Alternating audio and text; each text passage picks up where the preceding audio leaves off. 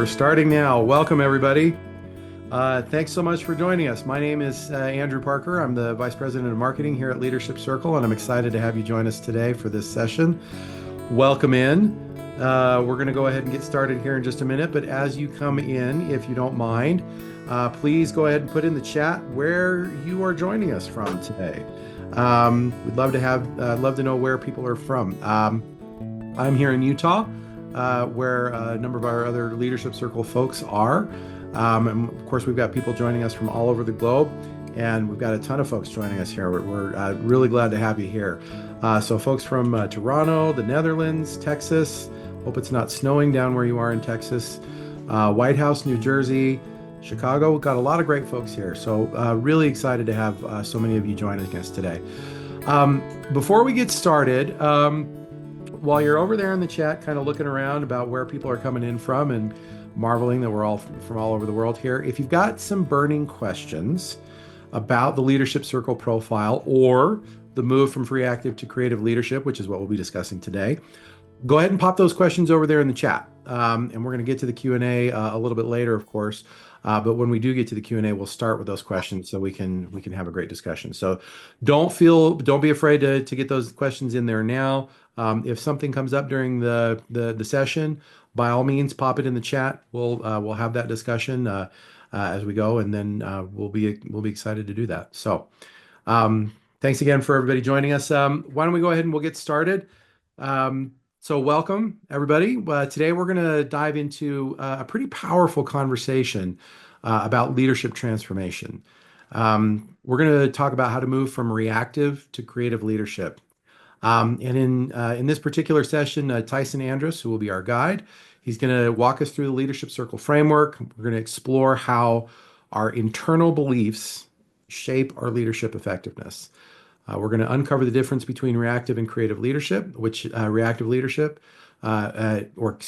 leadership, which fosters innovation, collaboration, and purpose-driven success. And if you're ready to unlock your leadership potential and navigate all this complexity that we have in the world with some confidence, you're here in the right place. So let's get started. And to kick us off, I'm thrilled to introduce our speaker today, Tyson Andrus. Tyson is an expert in leadership development and organizational performance. He's worked with senior and mid-level leaders to drive strategy, accelerate development, and navigate complexity. As an associate principal here at Leadership Circle, he's partnered with Fortune 500 companies and global organizations to design transformational leadership programs and coach executives through their change. He also serves as a North American lead faculty member, having certified over 500 coaches in Leadership Circle assessments. He holds a master's degree in business administration and human resources and a deep passion for leadership excellence. Tyson brings an enormous amount of invaluable insight into our discussion today, and we're so excited to have him. So please join me in welcoming Tyson Andrus to our presentation. And Tyson, I'm going to turn the time over to you. All right. Well, welcome, everybody. It's fun to see some familiar faces, some that I get the chance to get to know. I am hearing in my own bio the word master come up, and I just got a little bit squiggly about that. But opportunity just to really sit in what it means to be with leaders that are up to really great work. It's such an honor to be able to know and to see. I just came from a call where this organization I'm working with, they've had about 160 leaders go through the Leadership Circle profile. And one of the things the CEO of this organization had a chance just to speak to was we didn't know what it would be about when we entered in the Leadership Circle profile. And we'll get into what it is and all about it. But just to give you this early thing, because I just came from it, was just really struck by her saying, but we needed it. And this opportunity for this organization, they moved from a really successful startup, things and patterns and ways of leadership that they had to lean on. And we'll get into naming those. It worked, but then they started to reach a limit of where those older ways of leading started to really be pushed and reach their limit and couldn't work any longer. And so let's just start in as we start to explore our journey around the reactive and creative. Reactive leadership, creative leadership. So let me just start here. We'll look at the profile in a second. Always opening this up, I like to be grounded and talk about the difference between creative and reactive. Sometimes we look at this and go, okay, good leadership, bad leadership. It's not that. Creative leadership is what allows me to be more effective, more scalable as a leader, and more able to handle the complexity that is in front of me. Reactive leadership is built around what has gotten me to exactly where I'm at, but may keep me from going where I want to go. So to slow down on that good, bad frame, it's very intentional because, as Andrew was saying, in the reactive tendency, there's a really deep understanding around what are our beliefs and assumptions that we've formed somewhere in our career or life that have helped us to get results. Reactive is fantastic at getting results, but they also tend to, especially if we hold on to them too long, tend to just bring some cost. So just to give you a quick story, we'll call this person Steve, change the name just for their own sake, but just to call them Steve. Wow. Steve started as a leader that was expert at building the team and then transitioning a year to 2 years after. Expert at coming in, hit the request, hit the ground running. Okay, what kind of team do you need? All right, what kind of piece and what kind of access do you need into this marketing expert? Do it and then go. Had done it probably 10 times up to this point. And now that they're at this point, when I got to meet them, there was this call to say, but I think I want to stay this time. And so they were stretched naturally by this call to stay. And what started to pop up is we did the feedback right as they were leaning into, I think I want to stay this time. And this time I think I'm going to stay with this organization for the rest of my career. The feedback was honest. Started to let Steve know that there was probably no one better at expert in this marketing field. One of the best experts that anyone has ever experienced in that team. But their way of doing and being expert was deployed from a very critical structure, and critical being one of the reactive tendencies. And so what Steve would do would be have the team go around almost. I just got an email from someone. They got like. I think I just got muted. There we go. Almost like it was a test of if you knew your marketing or not. So he would pose a question, put it on the table, and then lean back like it was an exam. So this feedback was all about how much this helped teach the team, but also shut down the team. And as we started to unpack that form of leadership, it's what he was taught to do. Be the expert, tell everyone what to do, because if you're not the expert, you're going to get let go. And so what Steve was noticing was that this work, especially if it was in a 1-year run or a 2-year run in building a marketing department or team, but now that he was with these people and wanted to commit to them, a greater form of leadership was needed.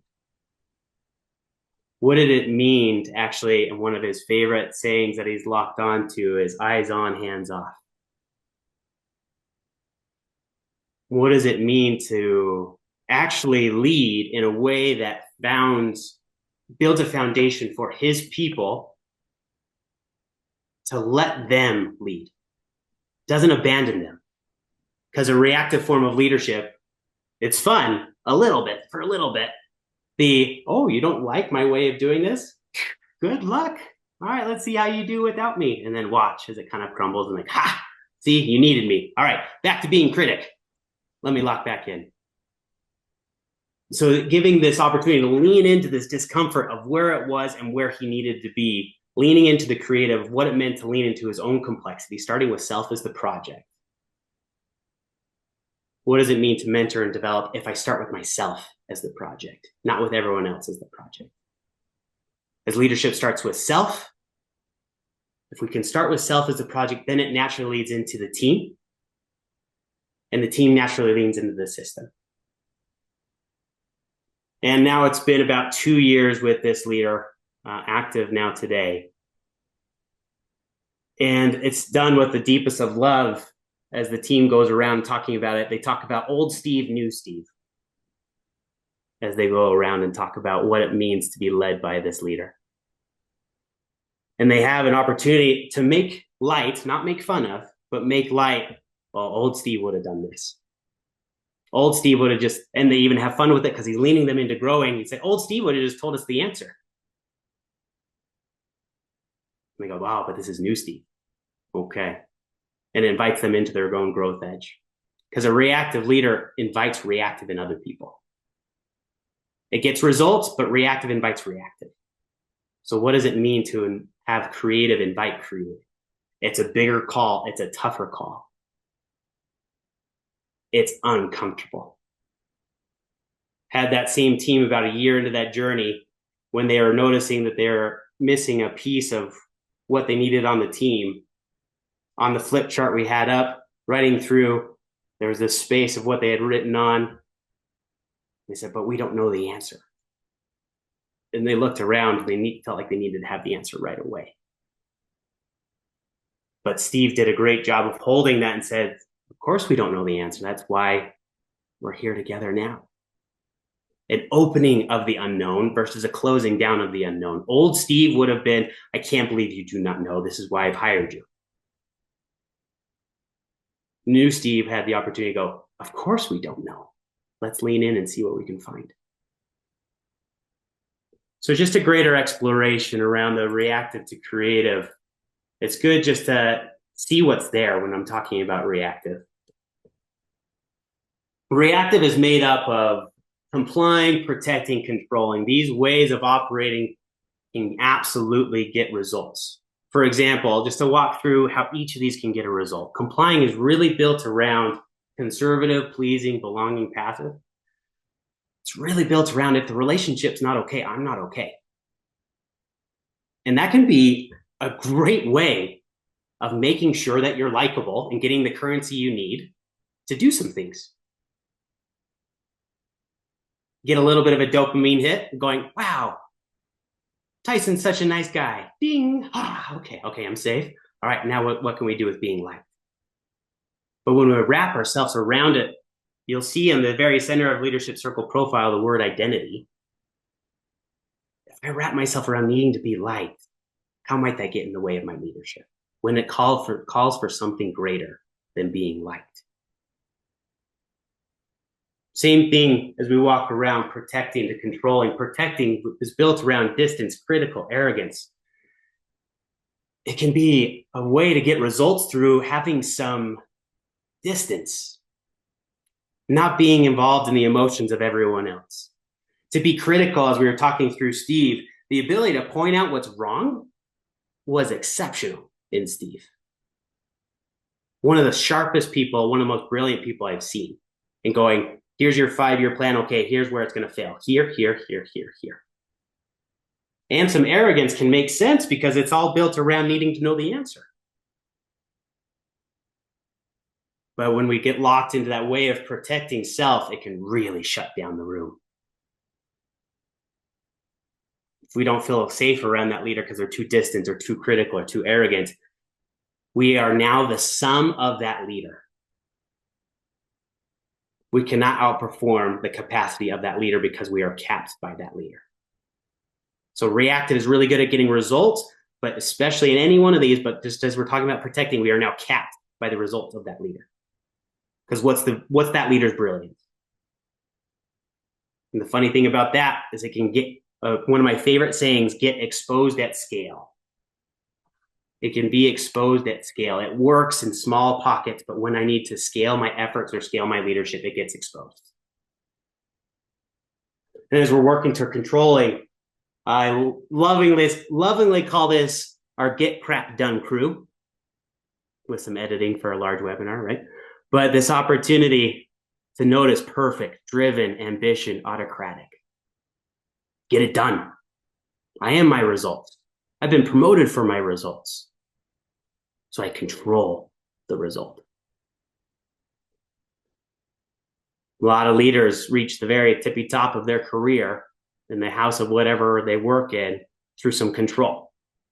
High drive. No one can outwork me. I may not be the smartest in the room, but no one can outwork me.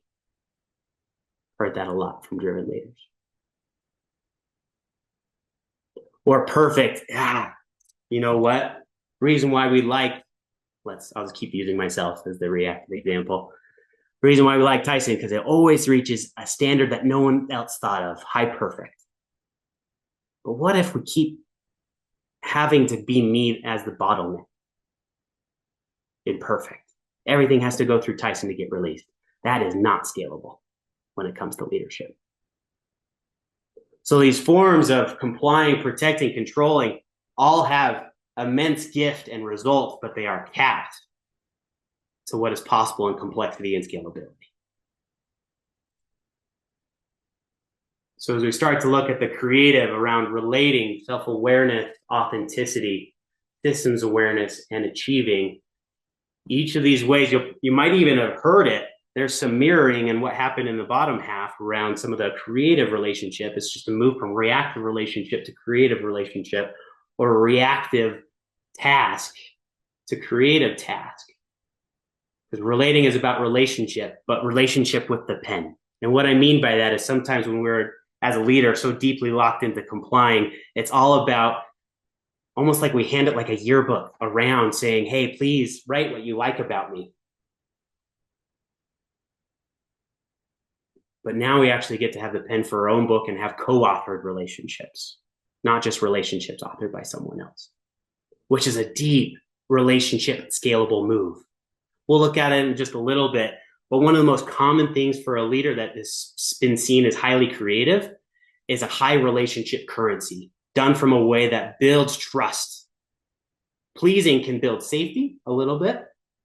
Oh, I know you need to like me, but deep relationship, authentic relationship builds trust. And I can put the hard thing on the table, but we can work it together. And as we move around, self-awareness, one of the ones I appreciate about self-awareness and what it can do for scalability is personal learner. Each of these have great gifts, but just to tap into one of these, personal learners, about being excited to learn from my mistakes and investigate the deeper reality behind things. Ooh, that's scary as a leader. Because there's so many times where someone goes, but you're the leader, you need to know. How great it is for a leader that goes, but we can learn together. I may not know, but let's learn together. Inviting the learning in other people. Because the world at the rate it's changing, please, someone let me know if they've ever met anyone that's always on top of every single thing that's changing and what's new and where the strategy needs to be in 2030 versus 2025. We can get pretty good, but no one's exact. And then we start to look at authenticity, courageous authenticity, and integrity. What a deep value of a leader that is authentic. The difference between authenticity and protecting typically is a leader. Protecting is typically a leader that has to know.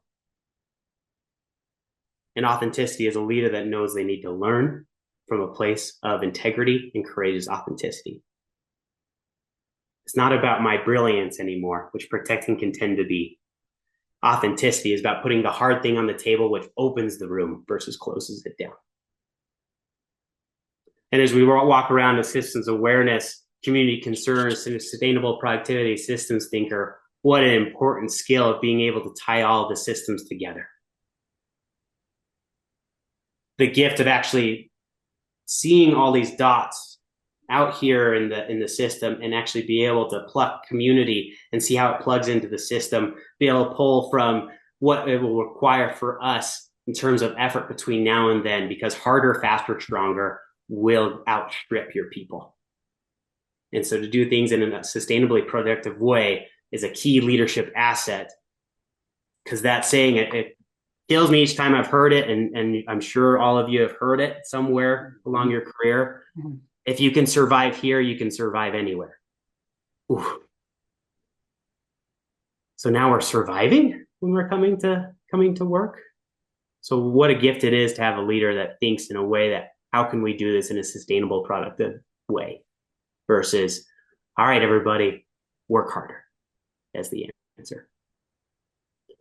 And then achieving, this one's pretty good keystone. All five of these are, but achieving around purpose and vision, a leader that holds purpose and vision that allows us to expand our lungs beyond what we have to solve for that day. Okay, that's what it's going to take over the next 5 years. An opportunity to have strategic focus, dial that in, achieving high level results, and even to be decisive as we're in that. What a great gift to have those things. So you can hear the move from reactive to creative can be more of a, there's lots to it, but noticing moving from identity maintain, which tends to be this place here of I need to be seen this way. However, I've gotten through those results, however, I've gotten through making sure I've gotten that next promotion, to actually moving to actually being willing to evolve that identity, which is, again, a big move. One of the sayings from one of our founders, Bob Anderson, I appreciate it greatly as we talk about this move from reactive to creative, is that there's no great way to be safe and no safe way to be great. So just to say that one more time, no great way to be safe, no safe way to be great. Leaning into the discomfort and testing what it means to actually notice how much I've been up to in this world about what I've just been trying to be safe. Had one leader, when we were looking at their leadership circle profile, they go, Tyson, I've built my entire life almost like a tower, and to peek inside right now feels a little scary. And what they had built this entire career around being seen as the person that has every answer. And they could sense, well, on the other side of it, so if I peek in this tower, does that mean I have to actually be okay with not having every answer? Yeah. Well, how great it would be to not have to be everything falling on your shoulders to have the answer. Because that gets outstripped. That is not scalable as you try to grow an organization. For that very same person, what was happening in their business is that they had reached the same revenue for the last 3 years, and they couldn't understand why it wasn't growing anymore. If you were to take one peek at their email inbox, you could probably say, I think I know why it's not growing anymore. Because everyone was reaching out to the CEO for an answer on even the most minute of data points and most minute of decisions. It was bottlenecked by this leader. That's why they couldn't grow any further. So why try to make this shift? Because reactive leaders can be and are successful. What's the upside of reactive leadership? Let's go off mute for a second. Or Andrew, you help me moderate this. Let's just get some voices in. What might be the upside and what might be the downside as we've just been listening for the last little bit? What popped up for everybody? What might be the upside of reactive leadership? Get stuff done. 100%. Okay. Short-term results. Short-term results. Quick decisions. Quick decisions. Yep. High energy. Yeah. Yeah, I love that, Delta. Yeah, high energy. What else might be out there around reactive leadership? We've got a There's couple some of in good, the chat. yeah, I was going to say we've got a couple of good comments in the chat. Nona says there's being good in urgent situations. Mm-hmm.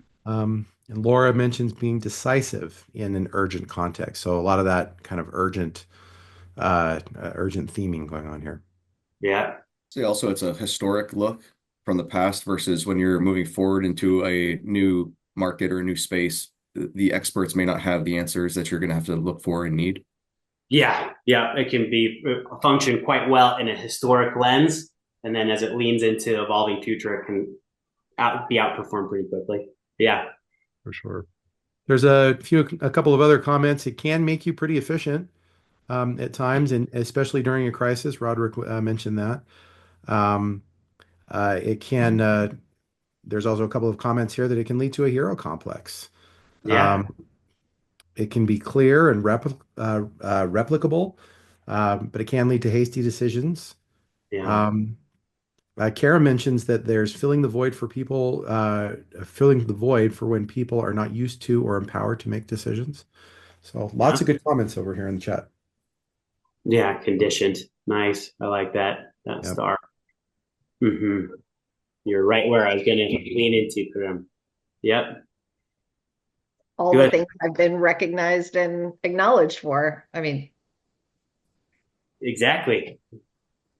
I had one sales team as we're just right at this point of the conversation. We're about near the halfway point of our first day together, and very brave leader wasn't the leader of the room. Just said, "But that's our career.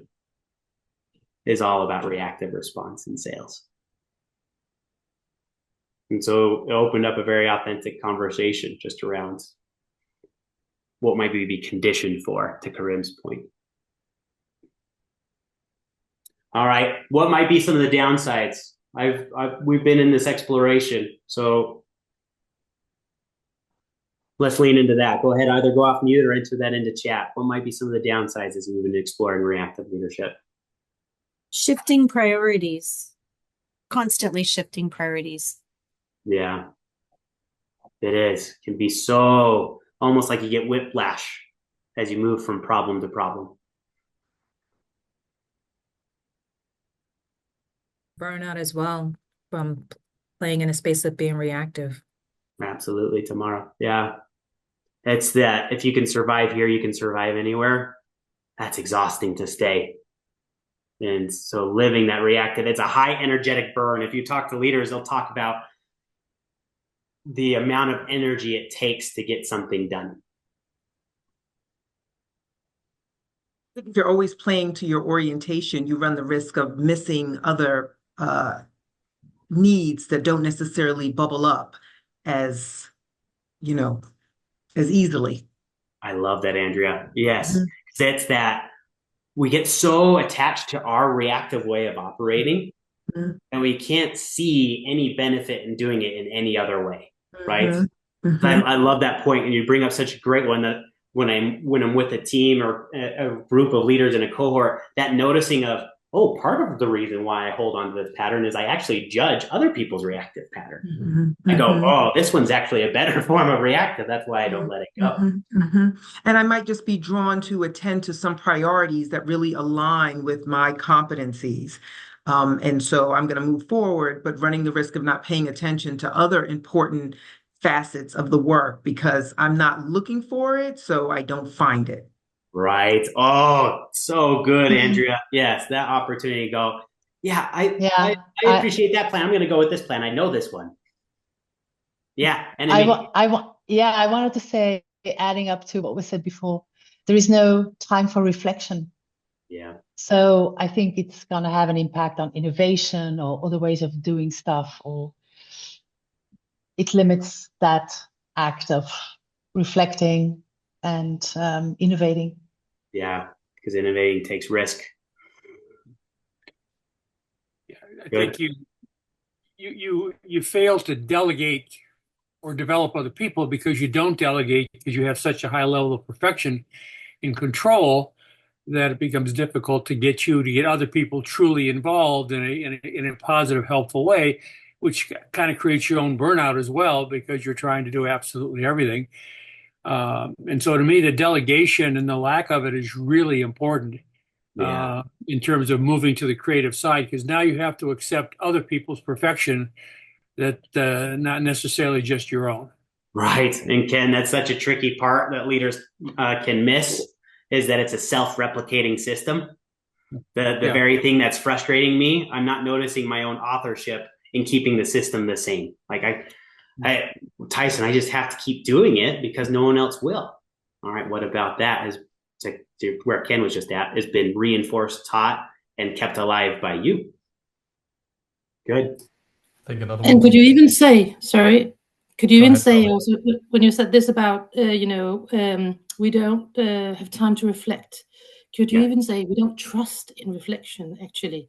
So it's about doing. It's so much about doing that being is Yes. something we don't go there.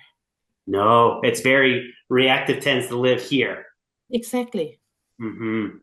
Yeah, the knowing versus and who we are as we are up to the work can be the I don't want to explore that when we're in our deep reactive. Uli, good to see you. Go ahead. Yes, well, from my end, there's a component of it's so easy to do the things that we've done in the past that we've learned and stick with them and not learning and growing. And so what I've often seen with leaders is the inability to tackle the really challenging things and just go with the things that are easy, the tactical things, the day-to-day, the operational things that they have learned to do. Yeah. And thereby avoiding the hard part, the polarities, the things where it's no clear answer. And thinking, as you mentioned earlier, 2030 strategy. And that is so ambiguous. You know what? I'm not going to deal with that. I'm rather going to deal with that one problem that's there right now and I know how to deal with. So Right. it's obviously avoiding kind of where they're going to be struggling. Right. And it can be quite I think you brought the word polarity there, Uli, which is such a great word when we're talking about the contradiction of having to work what's right now as well as what's in the future. And so that is a very hard spot for us as leaders is can we live with that of the now and the future? Or do we index into keep solving for today? Because that might be the very thing that I get, to Heather's point, reinforced for. I get the way it goes, and I go, okay, so I'm just going to keep staying really tight with what I have to do. I'm going to stay ahead and keep getting that reinforcement, but then I cost the future for my today. Andrew, anything in chat you'd want us to call out? Yeah, there's just a great discussion going on over here in the chat. We've talked a little bit about how it limits you, but we've talked. There's some chats around here about limiting collaboration and teamwork, that analysis and paralysis coming through, that hindering of a proactive work environment. I think a lot of people have kind of brought that up so far as being it's such a hindrance to that quality work environment. And how reactive can tend to be a little bit more short-sighted, right? It's short-term response to difficult problems and provides limited solutions. So some really great thoughts coming on over in the chat too. Oh, nice. This is great conversation. Yeah. I was gonna say, I think another danger I've seen is that we don't do a good job of the relating on the people side. So if we're so busy doing everything else, we don't take the time to really get to know people, which is really the first step in getting them on the team on the creative side. And so I've often suggested just to the people I coach that you just need to take some time to get to know people, and all of a sudden you're going to find you're moving up the relating scale because now people know and trust you much easier by your giving some time and taking some time for them, which then helps you in the job. But if you're too busy on the reactive side, you're doing all the work. You're under the pressure. You're trying to create your own identity and do your own thing, and the people get lost in that, and that makes it hard to move up the creative scales. Yeah, nice, Ken. I must have accidentally sent you my slide deck because you're going right where I was just about to head. So this is a great opportunity. So one of the things that we've done at Leadership Circle is did a written comment analysis of the feedback and just pulled apart just what are some of the things that are most frequently said about the high reactive leaders. So I'm just going to show you a quick graphic. It's a little bit simplified just for us to get our hands on it pretty quick. But the bigger the circle, the more frequently it was said about the leader. The more deep the red, the more it's been experienced as a reactive. And then for something that has no coloring in, it's kind of a neutral. And then for a blue coloring, it's the creative. So let's just take a look at it together and just see what pops for you. It'll be a lot of just what Ken was just touching on. Let's see. Can you see that high reactive? Is that popping up? Okay. Go ahead, look around. The bigger the bubble, the more frequently it was said about the high reactive leaders. These are the leaders that are scoring most highly reactive.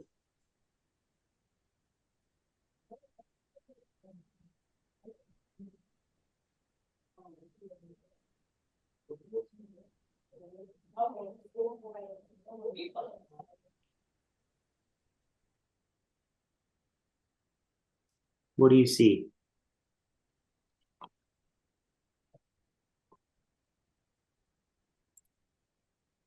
Joanne's got a good line in the chat there. She said, "This looks like a typical founder profile to me." Joanne, you and I have met the same people.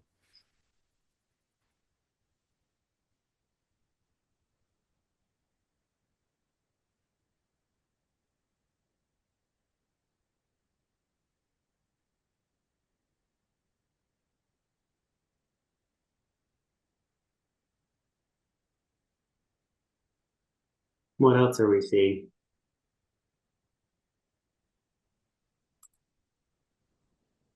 And it's okay to say the blinding flash of the obvious statements.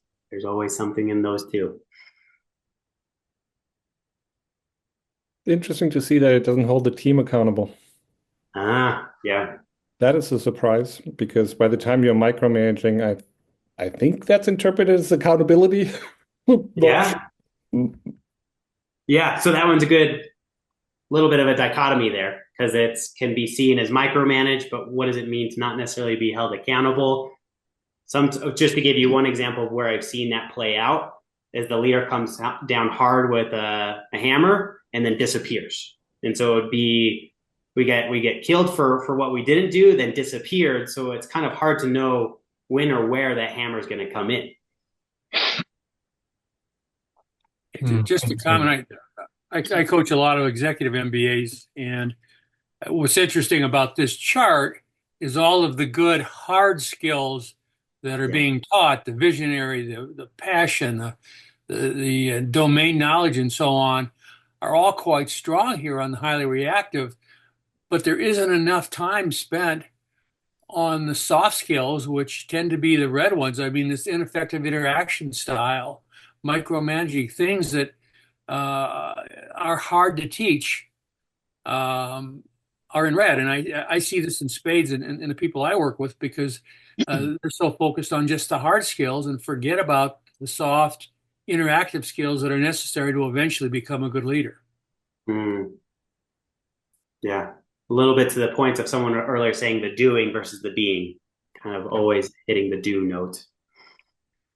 Yeah, to that point, Tyson, Laura in the chat says the reactive tendencies overshadow the creative tendencies that do exist, but become invisible in comparison to the other stuff. Yeah, it's really good. And something that came out from that research was a note around how leaders cancel themselves out. They are busy. They are out working as hard as possible. I had one leader tell me, "So Tyson, are you kind of just coming in here to tell me why I suck?" And it was a good opportunity to laugh for a little bit. And then as we were in the conversation, it was, but how can we help you lead with less effort? Not easier, but less effort. Because at reactive, it can almost be like we're on the freeway driving in third gear. If anyone's ever driven manual car, right? That third gear, trying to be on that freeway, the car is loud, it's rumbling. You're like, and it's almost living your life that way going, yeah, anytime I go on the freeway, it's the car is the worst. And then you still see people zooming by you. What it would feel like to shift from that third gear to the fifth on that freeway. All of a sudden the car comes down and I can actually not only do it with less effort, but have greater impact. So that opportunity to notice, wow, there is a way with less effort. Not easier because we're evolving patterns that have been set in either through our career or our life, but there is less effort. Good. Let's just take a peek at this and then we'll move into a couple more items, but want to just take a peek at things that were said about the high creative leaders.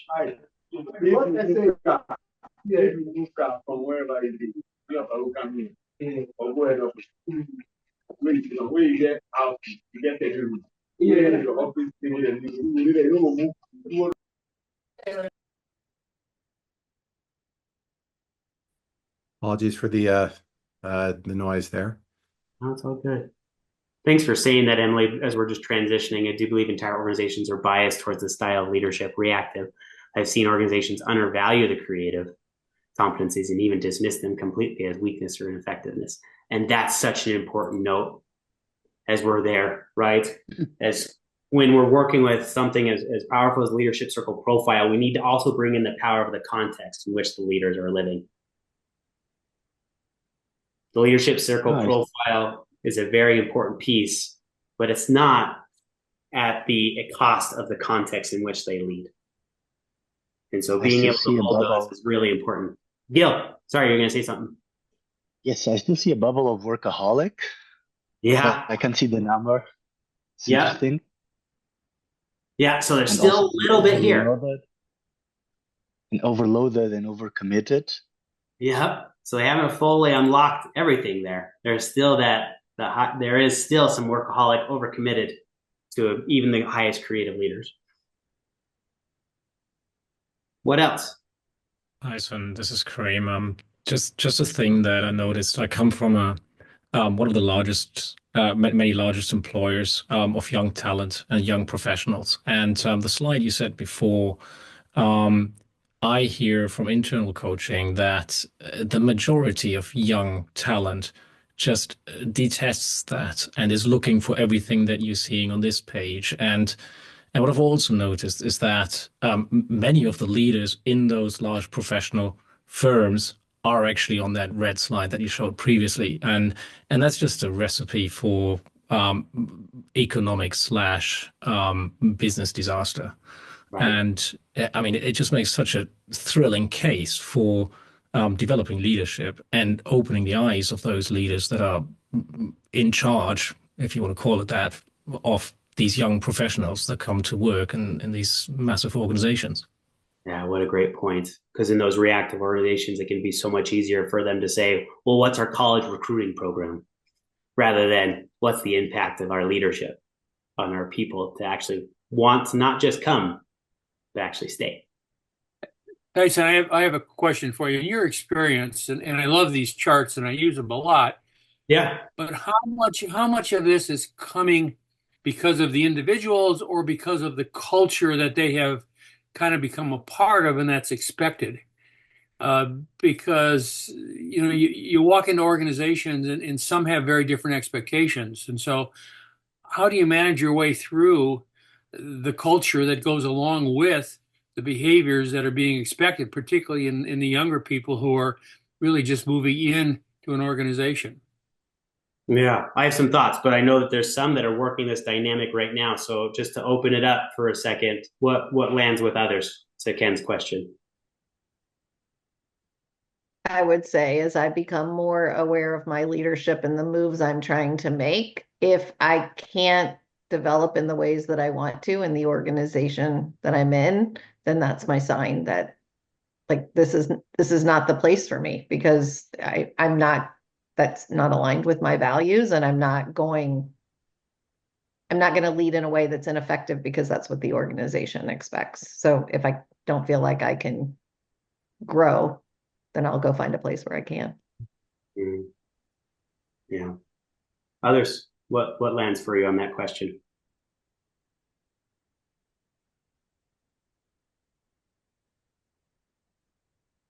My quick take is that an organization can be as capable and able to see and react and or be transformative as much as the senior most leader is.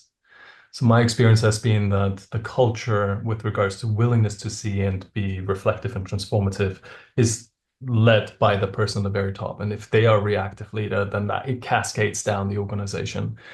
Think of the next layer down in the organizational realm. If they're trying to circumvent and navigate around the CEO because they're always going to be wanting to be involved in everything, and that's the reactive behavior that I've seen from the next level down, and then it just cascades down.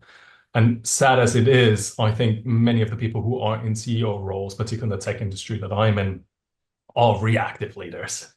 And they have not learned the foundational elements of managing or leading the way that we have seen it, and thereby creating a culture of fear, creating a culture of high stakes and constant run, run, run. And unfortunately, it's not going to stop until they're at the breaking point. Mm. And they're unwilling to see. So I think a little bit to your question around culture or a leader, for me, it's the leader is setting the culture, and it's an in or out. If you see it and if you dislike it, you just go somewhere else. And there's some people who thrive in it and they love it. Great. They may be equally reactive and they're thriving in this culture and this domain. But for me, it's short thinking. Yeah. A couple of notes as we're right in there. Yes, the +1 to Heather and Uli and just where they're at. helping other leaders understand that starting with self as the project, I have found is key. If we try to shift the leader's perspective, how do you shift the culture first? Too vast, too big, feels like I can't overtake it. So being able to start with self as the project, because if I can work that self, then hopefully we're working with some of the leadership teams that have enough impact to also be doing their own work. But starting with self as the project, no matter what else is happening. And I find that this 3 frame actually comes from Steve Athey, another one of our people at Leadership Circle. Awareness precedes experimentation, and experimentation precedes integration. So no matter what the context is, what can I become aware of? What experiments do I want to try? They might be just a little shift, right? What if I actually set an out of office at 9 p.m.? What's that little thing that I want to try? And then I integrate the new identity wins as I bring them along. Even if it's in a reactive organization, if I can start with myself as the project, what's my awareness, what's my experiment, and what do I want to integrate? Hopefully, we can also work the system at the same time, either as the leader ourselves or as the coaches working within the system, so we can be able to have some common language of the move from reactive to creative. It is that much more attainable if I have people with me in the journey. It can be so hard to be the only leader working on your development. That is a lot of context working against you. That's just a reality. And to Heather's point, that might be the noticing, oh, this organization might not be for me. But that's also why, as someone that works in with Leadership Circle, I rarely, if ever, and very close to never work with just one leader, because it's so hard for just that one leader to do anything. So what does it mean for us to move from reactive to creative? We've talked about it. Yes, leadership of self, but leadership of team. Even if that team is not the senior team in the organization, how can we create a little pocket for innovation and creativity? Okay, good question. And that one has a dynamic one, and we could probably do our own 2-day conversation on the dynamic of living in a reactive environment. So want to touch on a couple of things, and then we'll just get into a full Q&A. But this is just, it's fun from when we're thinking about how to become a more creative leader. So I do want to touch on this. That first step is actually through feedback and reflection. I used to have a slide that was one of my favorites. It used to say feedback is a gift, and it was a dog rolling its eyes, going like, yeah. Feedback is such a gift. But this opportunity to help ourselves assess where we are and how we're doing is pivotal in any shift in ourselves. And whether that's through a feedback tool or just any process, but the Leadership Circle profile is such worked so well because it's the beginning of a process that evokes change. Being able to gather that feedback, which would move me into self-awareness. And I gave you awareness precedes experimentation, which precedes integration. Just to give you another 3 frame, awareness precedes choice, and choice precedes change. So being able to get this greater self-awareness, knowing where I am showing up, knowing what I am up to, almost like you get to watch yourself as a movie character in your own little personal theater going, oh, I can't believe the main character is about to do this. Let's see what happens. That starts to move ourselves into the opportunity to look at our choices, our own authorship in this movie that we're watching. And then we find what change makes sense.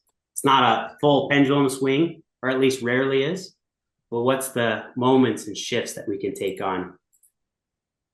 And then an opportunity to practice those new behaviors. So being able to just try just a little bit what we want to take on and then have continuous growth. It is not a process that's a one and done. I've gotten my feedback through the Leadership Circle profile, got it, move on. It is a continuous journey. Had one leader that was a year or 2 years into our coaching conversations, our relationship, and they opened up the call with, this is just a note to why continuous growth is just so valuable as a point when we're talking about becoming more creative. They opened up the call and said, Tyson, you don't understand. I had to be arrogant today. I said, okay, tell me a little bit more of why you had to be arrogant today. Well, and they went into this story around that their sales numbers weren't going to be reached. They received some pressure from the C-suite around the sales. And so what they had to do from their perspective was cancel all leadership team meetings for their sales team, and get everyone into calls, cold calls, and that they would attend in the background all these cold calls. So we, as either of us, any of us that are leaders or coaches, it's easy on the outside in to go, "Ooh, that's probably a bad move." But for this leader in that moment, it felt like there was no other option. And we had a great conversation as we kept unpacking and kept seeing that it was like having someone, the captain of the team, telling the rest of the people that are playing the game to get off and they'll just play by themselves. Here, I'm the best player. Let me just do it. And we had a great conversation of the impact and the echo of canceling all of those meetings and moving into just full arrogance. This leader had taken on lots of great work, but it was a great opportunity because they had the language using reactive creative. They got to open beautifully with Tyson, "Hey, I had to be arrogant." And then we had a wonderful conversation of how that worked and how that didn't work so well. And so that's an opportunity to just notice continuous growth as we work our own result through a leadership circle profile as we're moving somewhere between our reactive to creative. So awareness precedes choice, which precedes change. And feedback is a great kickoff into that. All right, Andrew, what would you like us to do for our final few minutes? Well, we've got a few minutes for a Q&A. So if you've got some questions, pop those in the chat, and we can take a couple before we kind of wrap up for today. There's a couple of questions that have come in, prior to the to the session today that Tyson, maybe we can start with at least one of those. And you've been talking about this here at the end, awareness is the first step in shifting from reactive to creative leadership. But, what are some of the more effective strategies for sustaining this transformation long term, especially when you're in a high pressure environment where it doesn't feel like where you have to show up and be arrogant apparently that day, right? How do you do that in a high pressure environment? Yeah, great question.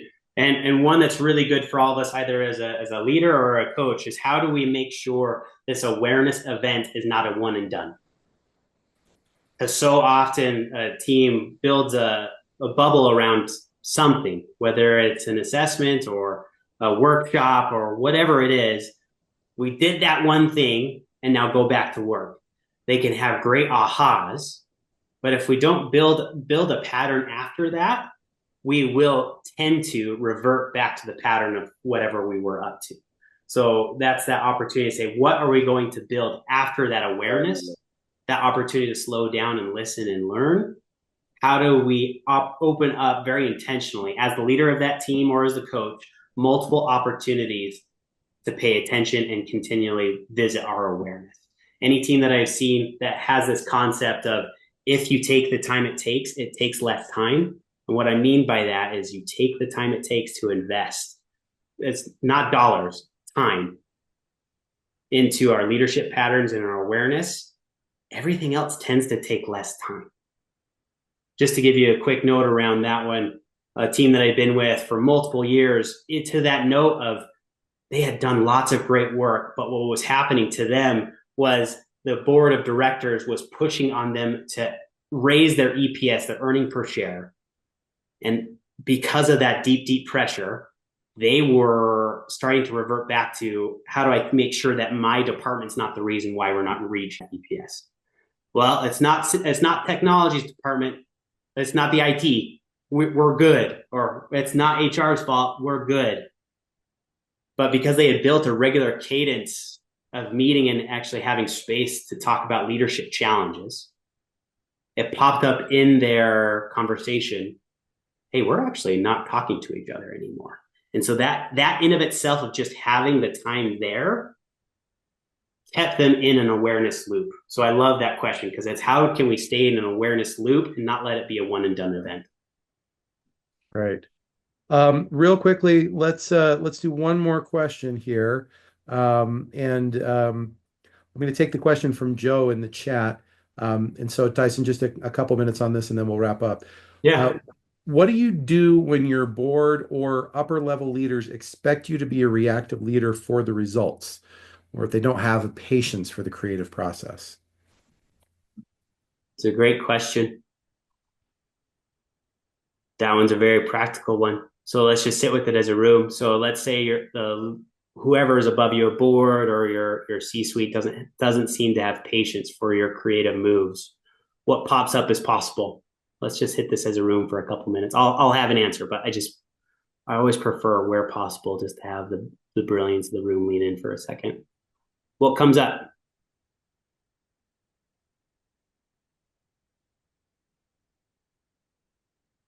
Find a new role from Dave Johnson. I'll make a comment in the work that I do, which I have come to the point where I will not do the leadership circle for a group unless the leader itself will do it, himself or herself will do it.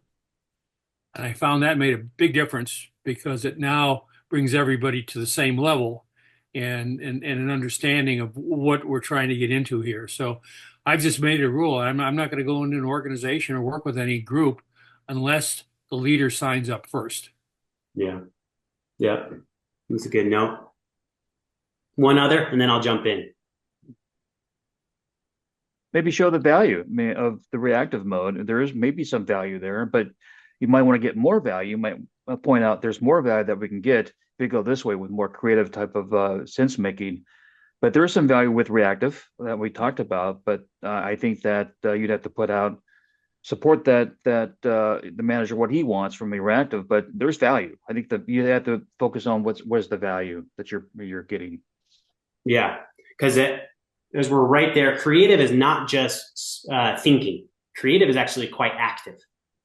And so what does it mean to operate from a more creative space in a way that shows or adds value? And also, sometimes you can't change the system. So then go to your own authorship. What would you like to do with that noticing? If life is only survival and only reactive, what do you want to do with that data point? Because if we want to be authors of our own leadership and our own impact, starting with self as the project, asking ourselves, am I genuinely doing the work of moving myself to reactive to creative? And having that opportunity to really test that, experiment with that, and let the system come back. Because creative can invite creative. It takes time. So you might have the opportunity to notice moments of evolving the organization around you. And then there also might come back some points where the organization says, nope, not for us. And that's a data point you get to be at choice with. What do I want to do with that feedback back from the organization? And to Ken's point, wow, is it so much more powerful if the leader is involved? Okay. Yeah, thank you, Heather, for saying that. There's really great data from Leadership Circle as well. For those that have the desire to present hard data to a leader, there's a great ROI on how creative leadership leads to greater leadership effectiveness. And that leadership effectiveness, that's all parked within the Leadership Circle profile. Really strong data on how that increases business performance, which can shift those that might be sitting on the fence as well.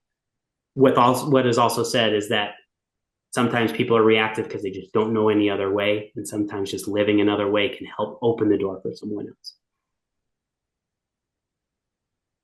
Great. Well, Tyson, thank you for the presentation today. And thank you to all of you who've joined us. This has been just a wonderful session. And just appreciate, Tyson, the discussion that you led and all the things that we've learned today. As you leave the session today, I'm going to encourage you to reflect, where are your leadership tendencies holding you back?